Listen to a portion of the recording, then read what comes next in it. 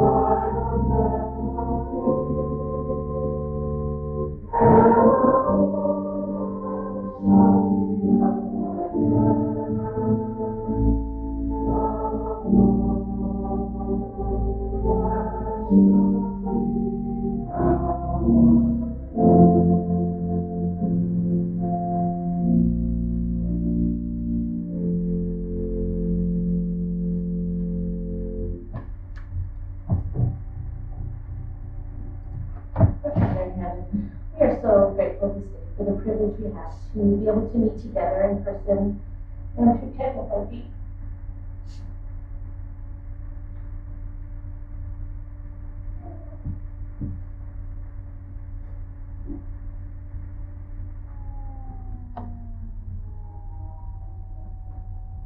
We are grateful this time to be able to honor Marjie. We're grateful for the example that she has been to us. And we pray that we might honor her life and live our lives in a way that will reflect my Son, Jesus Christ. We are grateful for the opportunity that we have to listen to music and listen to words, and we pray that those that are participating, they may be blessed and feel peace and be able to express themselves. And we pray that Thy Spirit will be with us in this time to testify of the truth that will be spoken and to give us peace and comfort. And we offer this prayer in the name of Jesus Christ.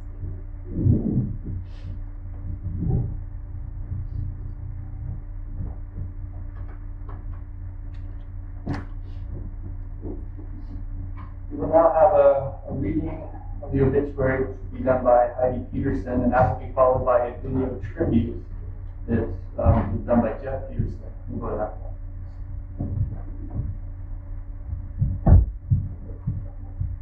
Marjie Beth Peterson passed away surrounded by her family on February 23rd, 2022, following lingering complications with abdominal surgery. She was 76 years old.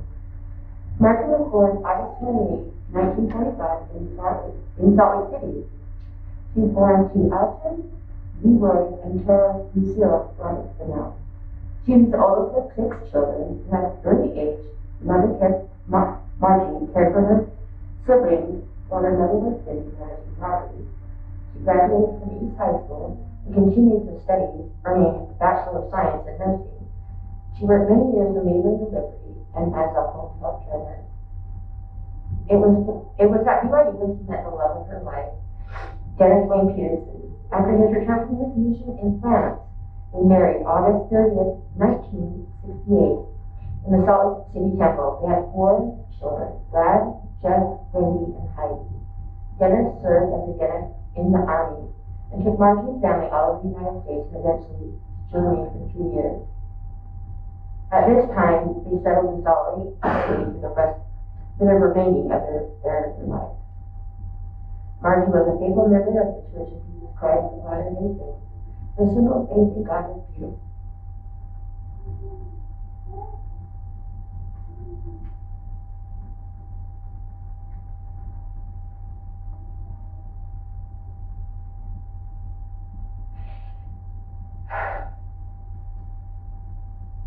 The testimony of the gospel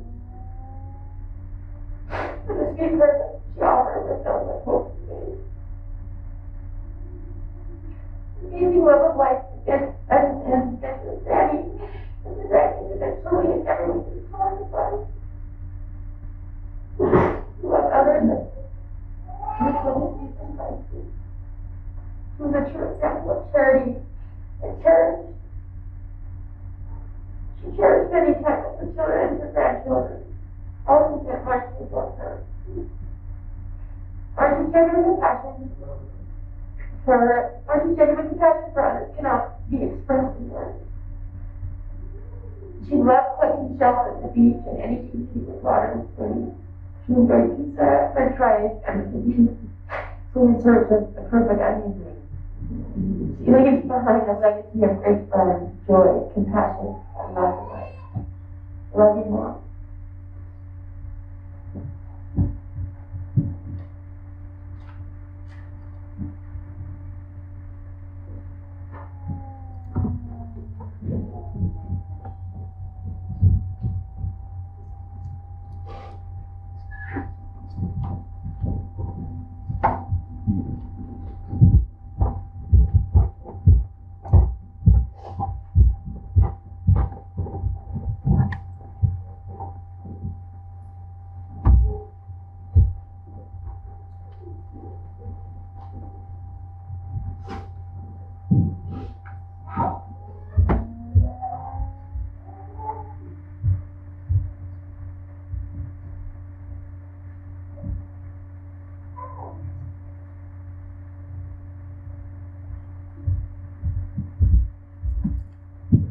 Protect her when you sleep on rock ways. There you go.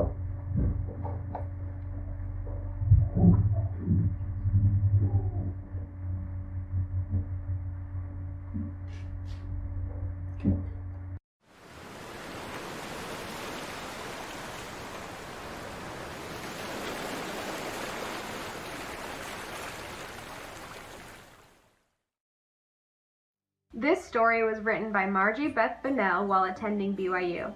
Her granddaughter Brielle Myers will be the narrator. As a small child, I lived in a large home on the corner of 1st South and 9th East in Salt Lake City, Utah. This home was located 2 blocks from the Holy Cross Hospital, where I was born August 28, 1945. My mother, Carol Roberts Bennell, was born into a line of very prominent women. That is, all the women from the Roberts side of our family have been quite domineering, ambitious, very hardworking, intelligent, And if they want something, they almost always end up getting their own way because of their efforts and aspiring personalities. My mother just lives and works her whole heart out for her children. She wants nothing but the very best for us. My father, Alton Leroy Bunnell, married my mother in the year 1944. His family settled most of the Lakeview area here in Provo, and most of our Bunnell family still own farms there. My father was drafted in the Army to help fight for his country in World War II, where he served as an airplane pilot. He has always loved to fly ever since, and used to teach flying a few years ago. For 14 more years, my family moved from one of our apartment houses to another. We would move whenever Mother thought we needed to get one of our places in shape. We have lived in all 7 of our apartment houses, and now we're living in our new home, where we have lived for about 5 years now.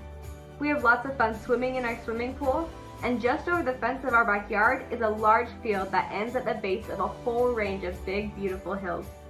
Another thing I like about our house is there are lots of people around, so that you never feel lonesome for anyone to have fun with. In fact, sometimes I wonder how our neighbors take all the noise from us. My 3 brothers, Craig, Bob, and Mike, usually make the most noise. Although when my sister Bonnie and her friends are playing or swimming, they can almost match the noise my brothers make. I have one other sister, Barbie, who is the baby of the family. I'm the oldest, and so that makes 6 children in my family. 3 girls and 3 boys, just perfect. As a child, I can only remember happy times. My parents usually kept me very busy around our apartment houses, where I helped clean apartments, paint, kept the halls vacuumed and dusted, and best of all, I used to just love to help the boys and Dad keep the grounds in shape during the summer, and during the winter, I loved to shovel the walks. With all the work there was to do around our places, and with all the tending I had to do with my younger brothers and sisters, I really appreciated my playtime. As I look back into my life on the spiritual side, I remember that I have always been very active in church. I have always liked to go to Sunday school, primary, and now MIA. I know that I am a very blessed person because of my faith and service in the church. I just know that the Lord has blessed me and watched over me. So many times I have been careless, or I have been so near to getting badly hurt, but never have. I'm healthy and strong, and have a perfectly sound body, for which I am very grateful for. As far as my future is concerned, I have great hopes for myself. For such a long time, I've wanted to be a nurse in a big hospital. Besides being a nurse, I want to have the opportunity of going through the temple with the future partner of my choice, so we can be together always, forever and ever. Then I want to become an outstanding mother, and live so that I will merit eternal life. That was the end of Marjie's journal. The rest of her story will be told by loving family members. Marjie met the love of her life at BYU. She would watch Dennis playing basketball outside her dorm window. She was so excited when she actually met him. One night, they were both at a BYU dance when he came and asked her to dance. They started dating after that. When Dennis left on his mission to France, Marjie was determined to wait for him and marry him when he got home. She took a trip to Europe with her cousin and a group of young adults. She arranged it so she could visit Dennis while he was on his mission. While Dennis was finishing up his mission, Marjie fulfilled her dream and became a registered nurse. She started working with the newborn babies in the maternity ward at LDS Hospital. When Dennis returned home, they got married. Dennis joined the Army to help pay for his schooling to become a dentist. Their first child, Bradley, was born in Spokane, Washington in 1969. In 1973, they had another boy named Jeffrey. After that, a girl, in 1976, named Wendelin. Jeffrey and Wendelin were both born in Seattle, Washington. Marjie, Dennis, and their children were relocated to Frankfurt, Germany by the Army. In Germany, they had one more little girl named Heidi in 1978. After returning to the States, they settled in Utah. Marjie was doing part-time home health care nursing, and Dennis had a dental practice. Marjie and Dennis bought a property in Salt Lake from Marjie's mom. They lived there until Dennis passed away in 2019. Marjie had 7 wonderful grandchildren who loved her dearly. Here are some of their favorite memories of Granny. I have a lot of really good memories about Granny. Some of my favorites were when we got to sleep over at her house, or when I'd go for a Granny sleepover in the morning time when I was really little. We'd go to her water aerobics class, and I'd sit with my bag of sliced apples and eat them by the poolside. And I loved going with her everywhere. And especially her annual leaf raking parties that we have. I remember specifically eating Oreos and being thrown into a big pile of leaves every year. It was great. My favorite memory of Granny was the first time I met her. I was at the Peterson house, hanging out in the basement with Brielle and some of her siblings. And then I think it was Kim who came down and she's like, oh, Granny and Pete's are here. You all need to come up and say hi to them. And I was so nervous because I hadn't met them yet. And I was still new to the family. And I went upstairs and I saw them and I went over and I was like, oh, hi, Grandma Peterson, how are you doing? And she grabbed my arm tight. She's like, no, I am Granny and I only ever want you to call me Granny. And I was like, oh, okay, Granny. And she gave me a really tight hug and she's like, I am so happy you're in this family. I'm so glad that you're here with Brielle and I know you make her so happy. So one of my favorite memories about Granny was going to Disneyland with her and just walking around and being together and seeing her excitement with all of us. And then I also would love the surprise visits when she would come over to our house, or I would ask Mom and Dad if I could have a sleepover at Granny and Grandpa's house, and then that was always fun to have a sleepover there. And then in the mornings I would ask her, Granny, can we go to the zoo? And she'd be like, yeah, let's go to the zoo. And so that was a really fun memory. My favorite thing about Granny is every time she came over to like family parties at Kim and Brad, she was always the first one to like give you a hug. And when she gave you a hug, she does like a little dance where she's like, ooh, and it's just like so cute and she just makes you feel so special and she has the best hugs. I would always try to make funny videos and I would ask Granny if she wanted to be in it and she would always say, oh yeah, what do I need to do? And I would teach her dances and she would dance with me in the background, and I'll just never forget those. And going over to her house and we would rake leaves and then she'd say, okay, there's some goodies in the leaves, and we'd go and jump in the leaves and we'd outpull a half-open soggy Twix candy bar or something. But she always made everything so much fun and it was just always a good time. She's just amazing. Just wanted to share a quick memory that I have of Granny. And this one time, Granny was staying at Brad and Kim's house, and Mariah, for some reason, decided to print out a picture of a monkey and stick it on the ceiling in Granny's room. And Mariah is recording a video of Granny and asking her, like, who's that? Who's this monkey and stuff? And Granny's like, that's our friend Matt. And so I just think it's just so funny. And it goes to show, like, Granny's sense of humor and how she loves to joke around and have fun and make sure everyone's included and comfortable and relaxed. And that's just who Granny is. And I just love that about Granny. One of my many favorite memories about Granny is when I slept over at Granny and Grandpa's house on 92nd South, and I was able to go to the aquarium with them. They're nice enough to take me there, as they always do with the grandkids and special outings. And while Grandpa was off taking pictures of the animals, he brought his camera, me and Granny had the opportunity to walk around by ourselves and just talk about the beautiful creations that God made for us, and we were able to just have a tender moment together. So that's one of the many things I will always treasure forever. My favorite memory of Granny is back when I was younger. I used to live in Uncle Bob's apartments, and when my parents were at work, I would go to Granny's house every day. And I remember just being so excited to go to Granny's house and we'd spend all day with her. We did like the most fun things ever, and it was just such a fun time. We'd always eat these crackers. It's like chicken biscuit crackers, I forget what they're called, but she always had them. She always had so many snacks, and anything I wanted I could have over there at Granny's house. So that's my favorite memory. So I remember going to Disneyland with her and we were done swimming for the day. It was like 9 o'clock at night, and Granny is still in her swimming suit, and she jumps on the bed. Like, she jumps on all the beds in her swimming suit. She jumps back and forth like across the beds, and that was a fun memory. One of my favorite memories of Granny is when one day, one afternoon, I came home from school and I heard this soft sound, this singing coming from the other room. I walked in through the front door and I saw in the kitchen Granny. She was doing her dishes and listening to the sound of music, singing 16 going on 17. It was absolutely beautiful, and it allowed me to see a side of her, a more playful side that I didn't often see. Margie was always trying to help those in need.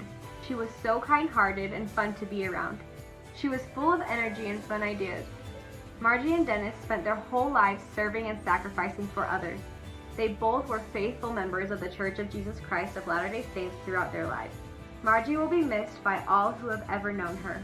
Her memory will always live on in our hearts.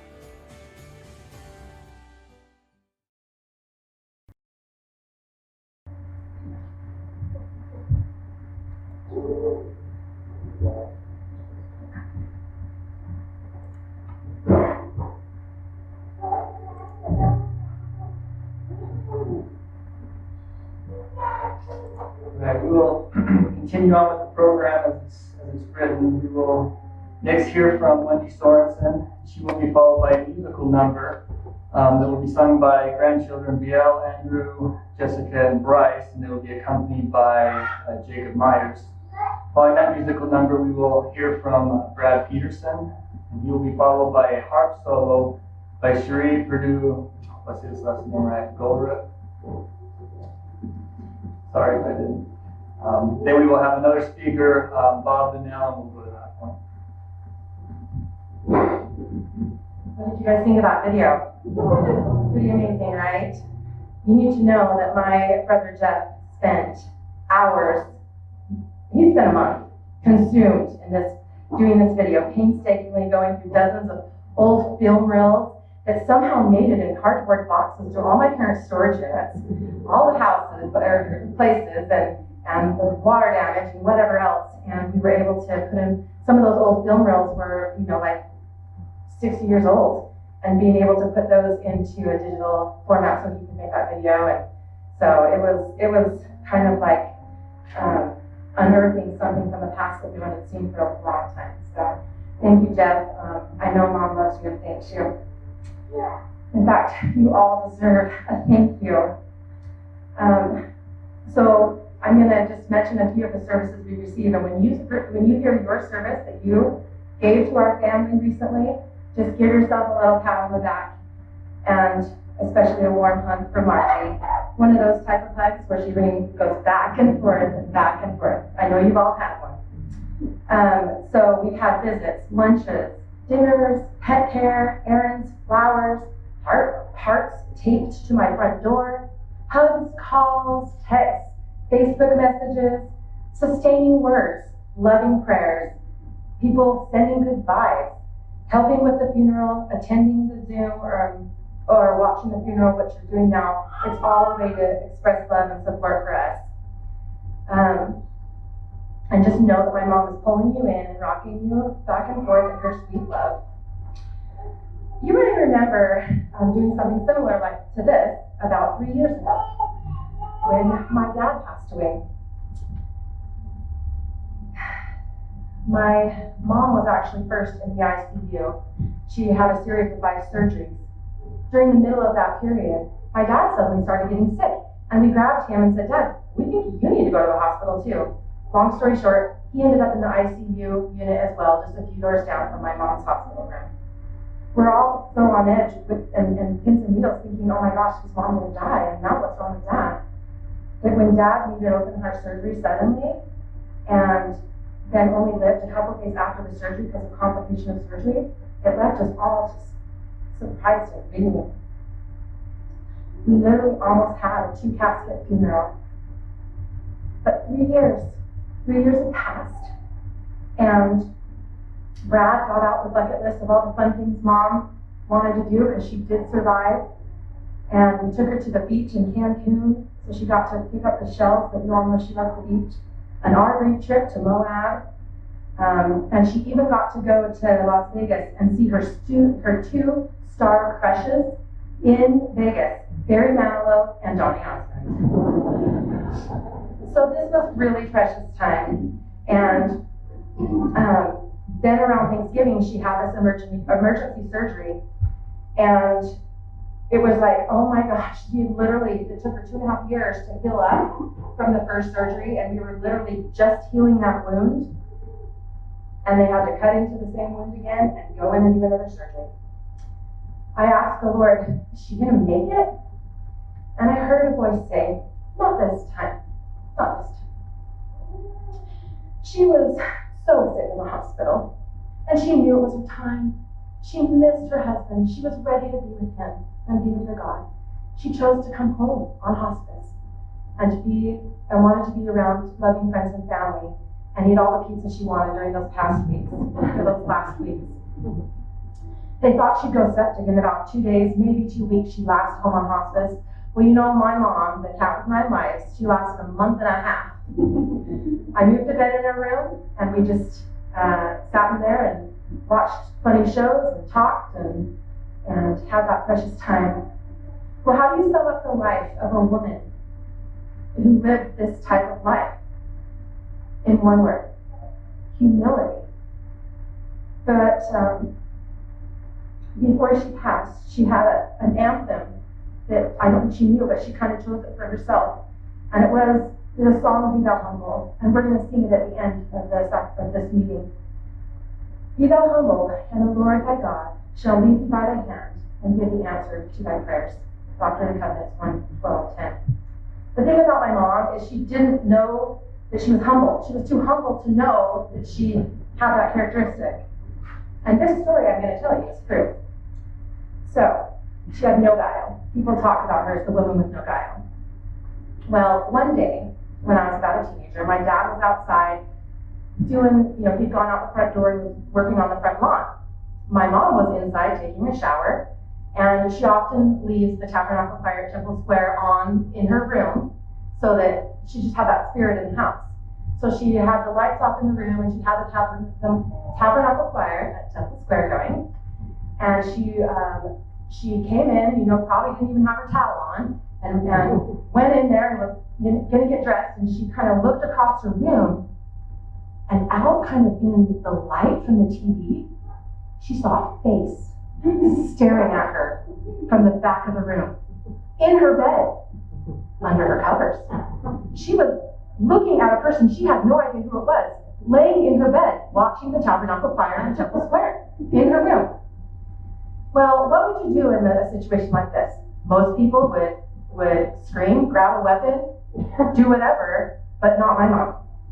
She just looked over at this old woman, and she said, well, hello, and proceeded to be kind and sweet and loving to this woman, and probably grab a towel, and just be sweet to this woman who had come into her home.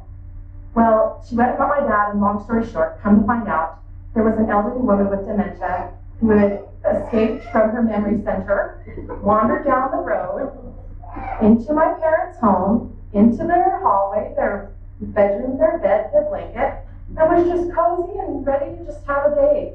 So my parents called the police, and they were able to come and help this sweet woman back to her home. My mom just didn't have any it just wasn't even in her to get angry or frustrated or mad or defensive in those ways. She had a poem that she said to me, and it helped me. Sometimes people ask me that, when my life is hard, how do you keep smiling, Wendy? This poem got me through. Especially my teenage years, I remember just getting that teenage angst, and I'd be like, say the poem. So here it is. It is easy enough to be pleasant when life rolls by like a song, but the man worthwhile is the one that can smile when everything goes dead wrong. And that was her poem, and we said it over and over. In fact, right before she passed away, when she was still lucid, she and I said it together. The night of her death, she was surrounded by the family. When my dad passed away, I had maybe 10 minutes later, I knelt down and said a prayer. I thought maybe my dad would appear or some great vision or something, and he didn't. That's not how the Lord normally speaks to me. But after I got up from prayer and was walking down the hall of the hospital, I felt something amazing come over me. And it was a feeling of peace, relief, and release. I could feel that my dad was with his parents who had passed away previously. The night of my mom's death, I knelt down and said a prayer. I knew what to do. And I felt that peace, relief, and release. And I felt that she was with her peak, with my dad. And then a stillness rested over the house. It was so thick and so comforting and tangible. Like one of those hugs you get from her. Yeah, that's the right. And it just rested on top of me. I could almost touch it. It was so beautiful. I know that my mom and dad are where they're supposed to be, doing what they're supposed to be doing, when they're supposed to be doing it.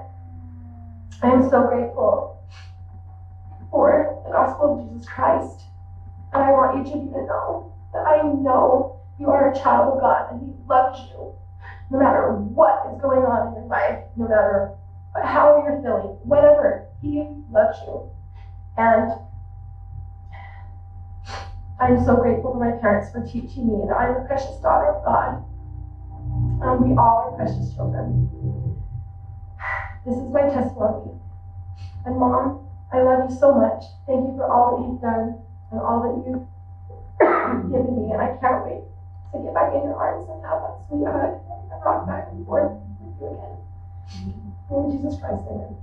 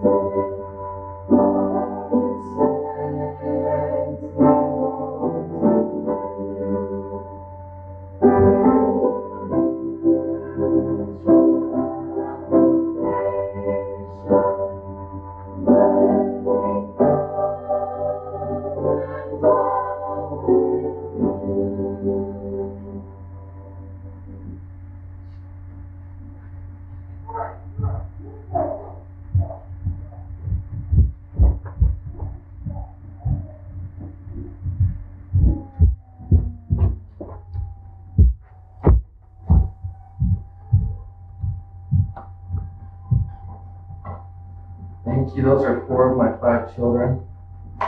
My other one, Mariah, is watching this on Zoom. She's serving a mission in Morris County, Jersey. Would you not be righteously proud of your kids? They're so beautiful. I love my children so much. And they came up, Granny wanted them to call her. I'd like to thank a few people before I say just a few words. Sherry Golaroo, who's there. Where are you? She came special in the heart of the union. You'll hear her after me. I want the harp at my funeral, just so you know. Thank you for that. I just couldn't pull back the tears as soon as I heard that harp.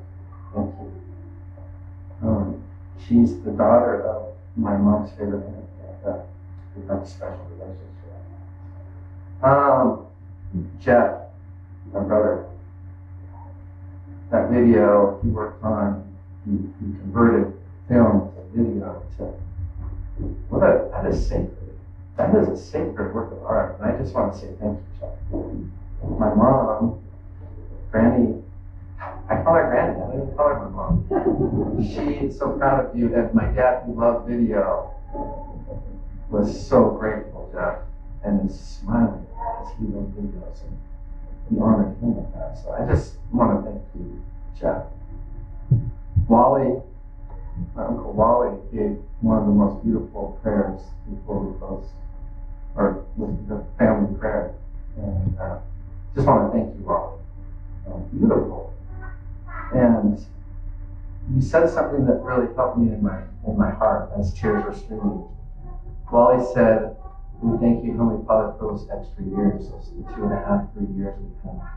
And that hit me so strong. And you were meant to say that, maybe just for me. Here I am, just feeling sorry because I miss her, but I need to remember that those were gift years, and we did a lot of fun things. And you know what? You will never regret spending time with your family, ever. You will regret ignoring family and doing other things. I promise you that. We don't regret that one bit. I am blessed and thankful that we had those years. Thank you all for being here today. I see Bishop Merrill and Loggins Merrill, and you guys are twins.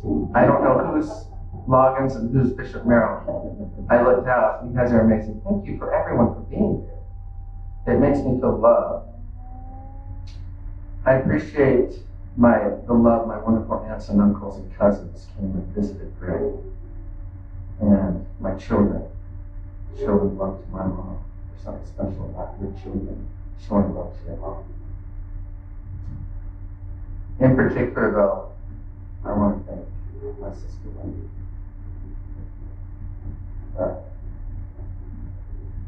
There's no words to express she's an angel. And my brother Jeff. Again, they cared for my mom those 3 years. She lived with them. They cared every second of every day. Sometimes Granny would come to my house, and my mom, my sweet wife would come too. But I believe the care you showed for Mom, Wendy and Jeff, automatically qualify you for the celestial kingdom. I'm not joking. And Wally mentioned that in his prayer. He's never seen anything like it. It's true. There's no greater love that can be shown on this earth than seeing family love for each other. Thank you, Wendy and Jeff, and I appreciate you so much for these years. And last, just get the thanks out of the way. Tell my wife Kim how much I love her. I appreciate her so much. It's so wonderful to have a partner in life. She helps me so much and makes life so much better than if I was alone. She helped Granny so much. Thank you. Just honored to speak at the funeral of my mom, Marjie Beth Peterson, the best mother I could have ever asked for. No doubt. My mom was and still is the most amazing and wonderful woman ever to step foot on this earth. I'm 100% confident that anyone who knew her would say, okay, Brad, you got a point there. All right. I felt the calming spirit of the Lord come over me during this time. For the Lord has lovingly put these incredible words in the scriptures. Peace I leave with you. My peace I give unto you. Not as the world giveth, give I unto you. Let not your heart be troubled, neither let it be afraid. Are those beautiful? That's true. You know why? Because I felt it. I felt it. We know that birth is simply the joining of our unique spirit, created earlier by God, and our unique body, created by our earthly parents. Granny and Pete Ski created my body to house my spirit. We know that death is simply when the spirit leaves the body again and goes back home to our Creator, waiting for the time when the body and spirit will be reunited again, the resurrection. But this time it will be in a glorified, perfected body. No more fistulas, Granny. No more stomach issues. Never to be separated again and to receive a fullness of joy. Thanks to the miraculous resurrection of Jesus Christ, who broke those bands of death, in which we will celebrate in 2 weeks of Easter. We don't know all the details of what happens when our spirit leaves our body, but we do know that it happens, and thanks to the scriptures, we learn this comforting fact. Listen to these words. Now concerning the state of the soul between the death and the resurrection, that's where my mom is right now.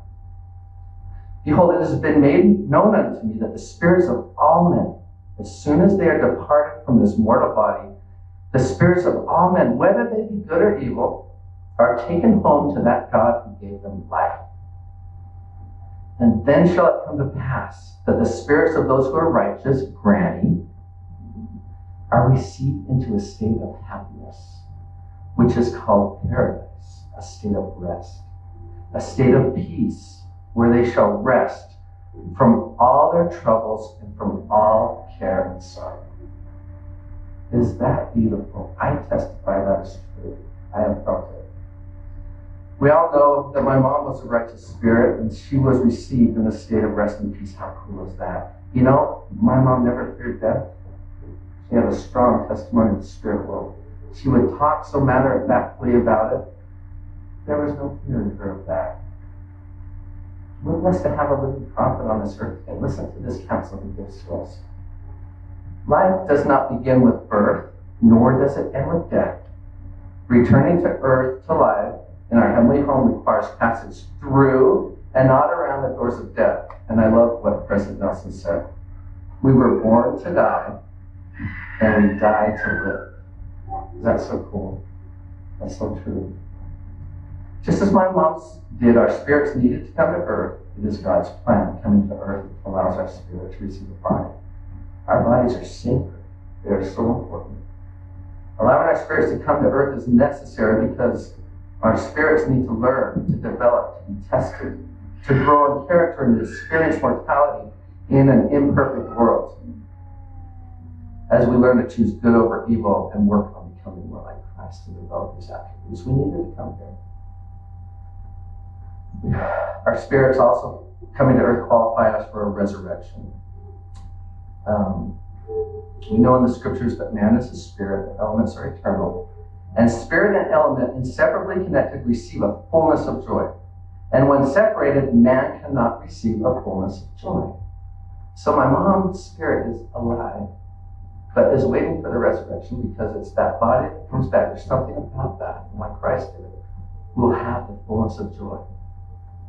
Think of the moment my mom's spirit passed through the veil into the spirit world. Do we ever think of why we call it she passed away? She passed away means she passed through the veil into the spirit world. When we pass away, it's really a homecoming celebration because our spirit returns to the spirit world from when it came, from whence it came. We are all just visitors on this earth. This is temporary. We're visitors here. This earth is not our true home. Unless my dad was at Heavenly Depot, Home Depot, or Lowe's, buy some more tools. I'm sure he was there at the front of the line and pulled his wife through the bell and was there too. Not far behind, I guarantee, was her mother, Carol Bonnell, humming Love, whom she's had such a special bonding relationship very well. I wish I could see that. They're walking up City Creek Canyon right now, I'm sure. And her beloved Aunt Beth was there too, talking about days of Palestine. We don't understand all the dynamics of life and death. We just don't. Some die younger, some die older. Heavenly Father is our creator. He has the ultimate say in matters of life and death. We don't always know why, we don't always know when.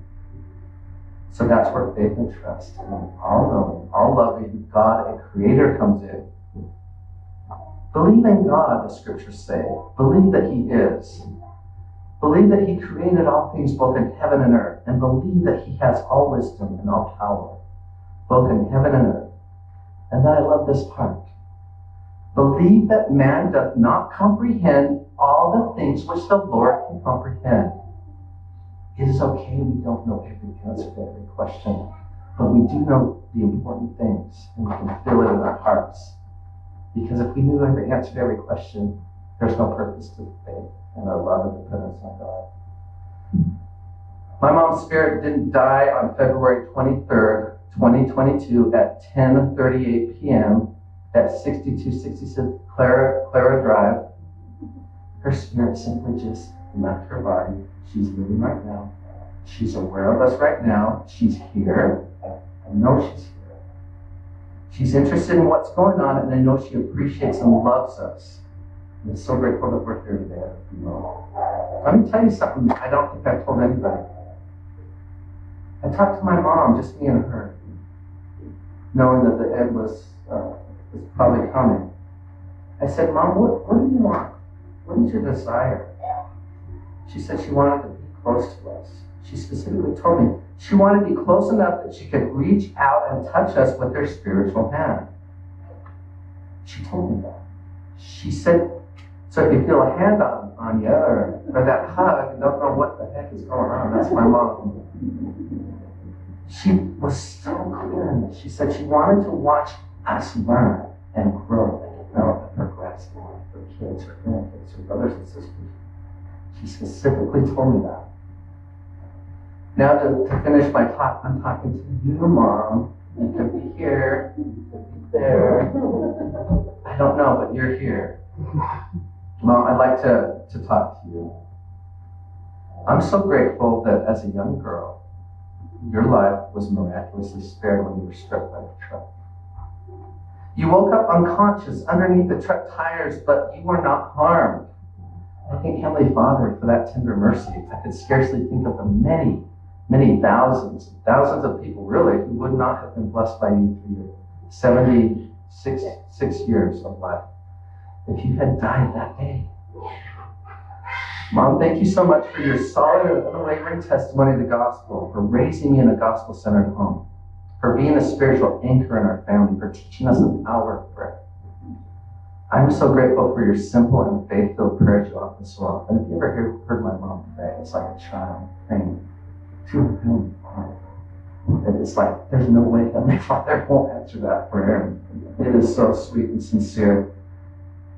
Thank you for Mary Dad in the temple through the sacred sealing power of the priesthood. Thank you for showing me how much fun you can have cleaning the driveway and sidewalks with a high-pressure water hose and not caring if hundreds of cars were driving by on busy night east and saw you out spraying down the sidewalk even while you're barefoot and wearing pajamas or a bathrobe. That's my mom. I love it. You taught me to be myself, Mom. You taught me to not sweat the small stuff. Thanks for your example of how to enjoy and savor the simple things in life, just like a child does. Like being fascinated with the hole in the rock near Moab, picking up shells on beach, floating on air mattresses in lazy rivers, and demonstrating, as you saw in that video, how you can still have fun jumping back and forth between hotel beds in your 60s. What? She's awesome. My mom is the best.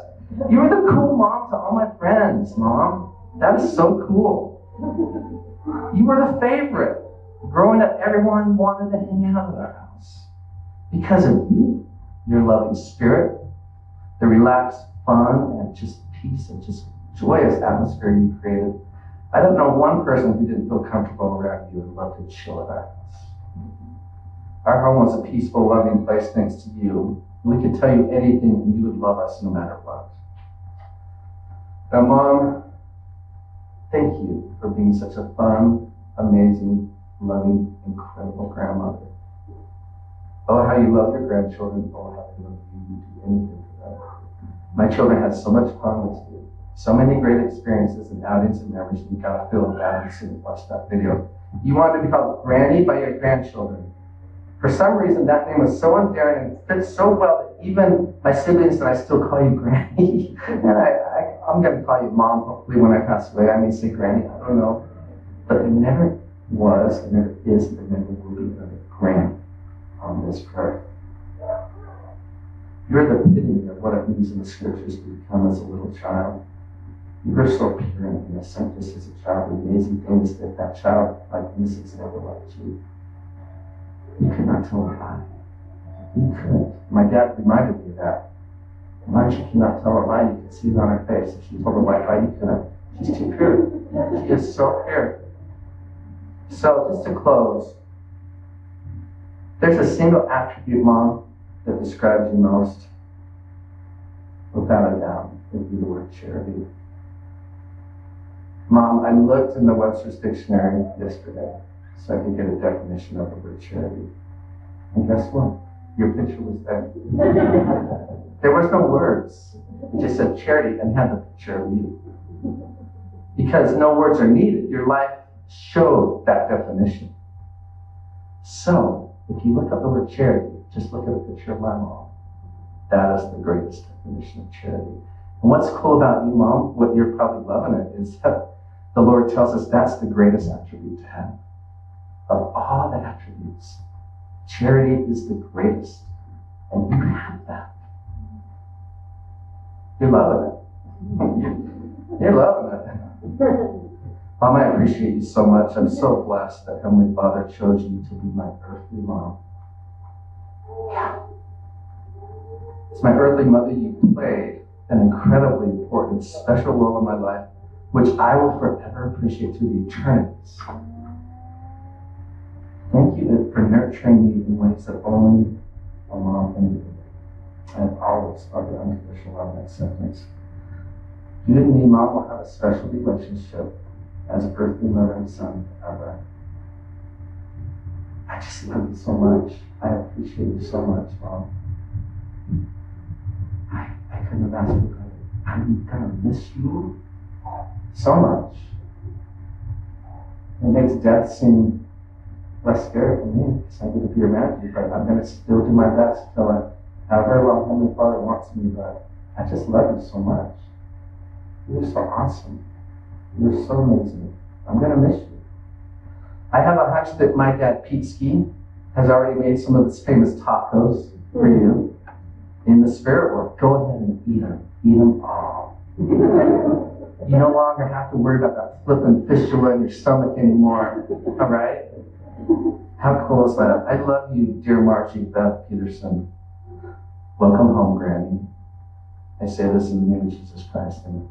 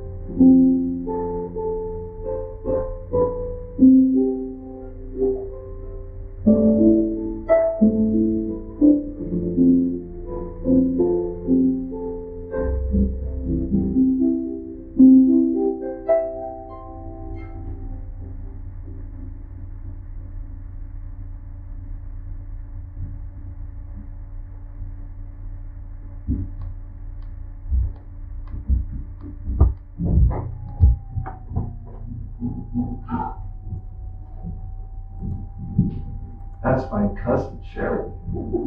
That was beautiful, Sherry. Thanks for coming down from Oregon and sharing your talents with us. And thanks for these beautiful talks. That's beautiful reflection on what a remarkable woman this is. My job was to tell you what she was like when she was a kid. She was an explosion. Everything and everywhere was joy and happiness and just pure, sweet happiness. I remember her beautiful, smiling face.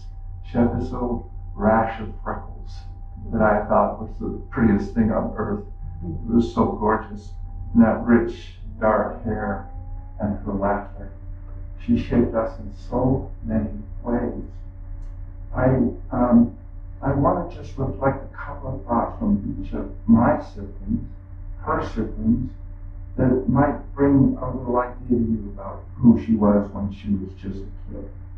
First of all, I wrote silly, funny, silly. Carolyn Ibsen and my sister used to walk upstairs at BYU. And it wasn't enough to walk up the stairs, they had to fall up the stairs. So they had this intentional trip and sprawl, throw some things we don't fully understand. She was fun. Margie really could bring order, however, out of chaos. You heard that she had some responsibilities around the home. Our mom worked really hard, and she assigned Marge to do certain things. Now, can you imagine being a young teenage girl with the responsibility of 5 other kids? I don't think I was a problem to her, but I know my siblings were. On occasion, I would have a friend over. We saw the video with Mike's friends, and some of my friends made these comments. John back there said she was pure joy, and she made the most rubbery pancake you could eat. In fact, he hung it on the wall with a cupcake, and he said her eggs weren't much different. Rob Moore said every time I came over, I felt her light and her love. She cheered me. I felt like a better guy in Margie's presence. I had a couple of experiences totally out of character that got me in big trouble. We happened to throw water balloons off the house and break the windshield of the Rose van. We were doing a little snowball activity at night and struck a woman in the face. She was driving by looking for an address. And we had to run a long way down to the golf course and back, trying to stay alive. When we got home, Margie said, "Go downstairs and get in that closet with the big sliding door. I'll protect you." Obviously she did. I'm here today. Bless her heart. However, she did have to have a little discipline. Before she would let us dive off the house into the pool, she made us do our chores. Painful, but we learned things. Craig remembers that she was a sweet and loving sister, but if I could find, she said we all had chores to do, and Margie was able and sometimes a little forceful in reminding us what had to be done. Now, Barb remembers a climb up Timpanogos Mountain with Bonnie and Margie. Oh, they made a home movie. Jeff, can you find that? But Bonnie and Margie were climbing up Timpanogos Mountain in little red skirts. And she remembers seeing that on the video. Just as zany as Margie really is. Now Margie and Bonnie shared a bedroom. And Bonnie loved being with her, except when she messed with Margie's things. And then she got a little bit of Margie's wrath, a little bit of pizza treatment, we call it. So now I love this part. Dating advice. Try not to make out until the third date. But really the sweetest one is what Mike told me about his memory of his sister. He graduated from kindergarten. He came home, and Margie climbed up the mountain with him and sat at the base of up there on the mountain, looking out over the valley. And they just one-on-one, she helped Mike appreciate what he had done and ponder the possibilities of his life. His sister. We love her. Now, the problem with Margie is she went to BYU. And she was smitten by Pete. I was jealous. All of a sudden, we didn't matter too much anymore because she was smitten. She would see the postman come down Wisterbee Drive and rush outside to make sure she got the mail first when he was on his mission, so her pesky little siblings couldn't get it, maybe a letter from France and hide it or bribe her with it or something. But she got very forceful when it came to getting that mail. Well, what happened to me through my sister is the gospel got into my heart because it was in her heart. And somehow she communicated that to me. Somehow I knew with my little boy eyes that it mattered that she loved to go to church on Sunday. And she wanted to learn things that she needed to learn. And it really touched me. I can honestly say that my wife is alive. She not only saved my life, but she saved dear Jan's life. When she noticed severe shock because of her nursing training and said, you get her to the hospital, she's dying. She had had a ruptured ectopic pregnancy and she was dying. And Margie saved her life. Now, while my mother was dying, Margie was there. On 13th East in South Kentucky, Margie was there. Day after day, week after week. And so it was with Mama and Jeff and her fabulous family. And Wally, the days he spent over there. And oh my goodness, how sweet it was. Kim, you would give Wendy an overnight and watching her. It's marvelous. Wendy made a comment about the woman in the bed on 9th East. If there's anyone in here who didn't spend time in that bed, if you wanted to be with Margie, you curled up on her giant bed, whatever was happening, you were with her. Well, that was her heart. And that was the bed that Wendy. How many times did we go over and see somebody snuggling up with her in bed, loving Marge? I was so touched by that. And you know what? I found that same thing when that stillness was profound. Well, I'd like to have some more fun with you, but I'm restricted by time, so I want to harken back to something that you said, Brad. And that would be, what would Margie want us to do? What would she expect from us? She would want us all to continue to progress and to become more, just as she inspired us to be here with our time with her on earth. And so I want to read a quote from President Nelson that I think, I didn't know you were going to say that, but I think it fits in pretty well. He said, meanwhile, we who tarry here have a few precious moments remaining to prepare to meet God. Unfinished business is our worst business. I'm sorry, but this is wrong. Perpetual procrastination must yield to perceptive preparation.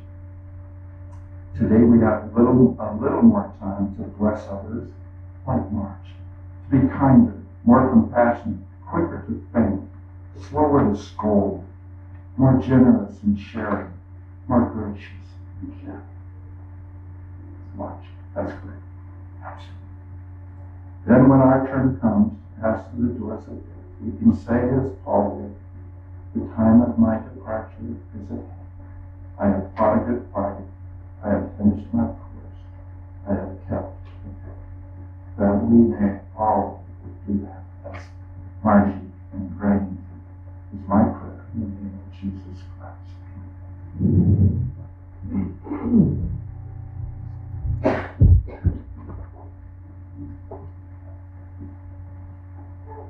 I'd like to thank you all for being here today. I've enjoyed sitting up here listening to these stories. I only got to know Margie just shortly at the end of her life. I didn't get to see, what she was like when she was younger. So it's been fun to watch the videos and hear all these stories. But I'd like to thank all those that have participated in this service this morning.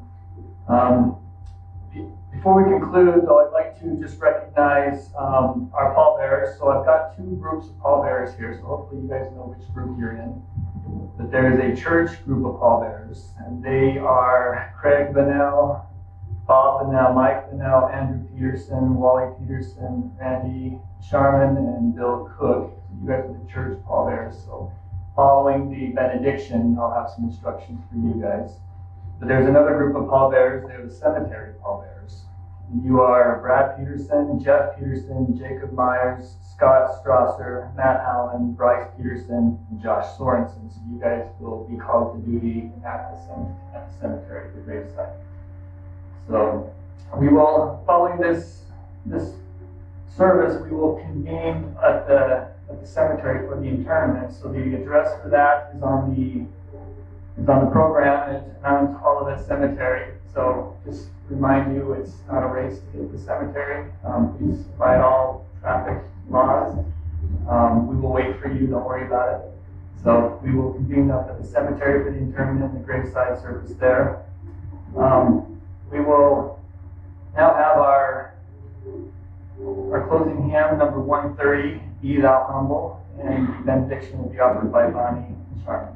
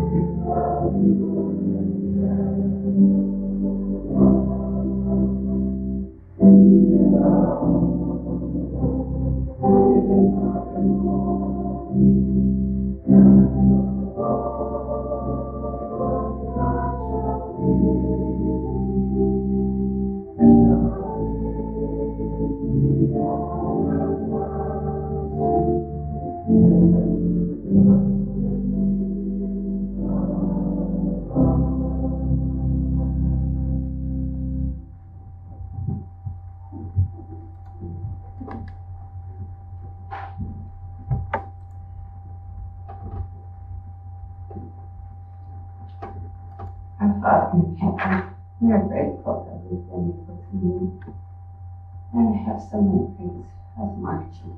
We are grateful for her life, for her Christ-like character, for her loving kindness and charity, as has been mentioned. Help us to live their lives, Father. Help us to reflect on her goodness and our Savior, and be able to go forward from this service with a determination to do better, to be better. We are thankful for the memories we have with my wonderful sister. Thank you for all these lives that she's touched. We ask you to bless us with safety as we travel to the cemetery and back. We're thankful for all the service that has been given here today. In the name of Jesus Christ.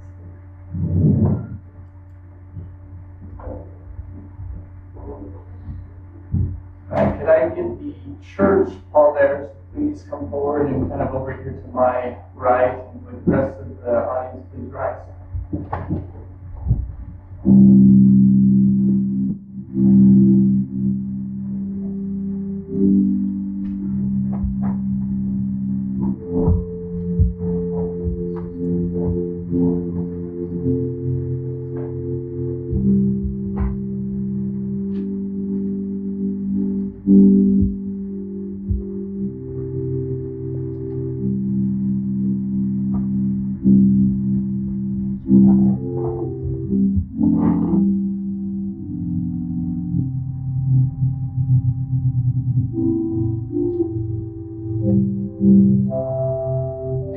Family, can follow the casket as it goes down.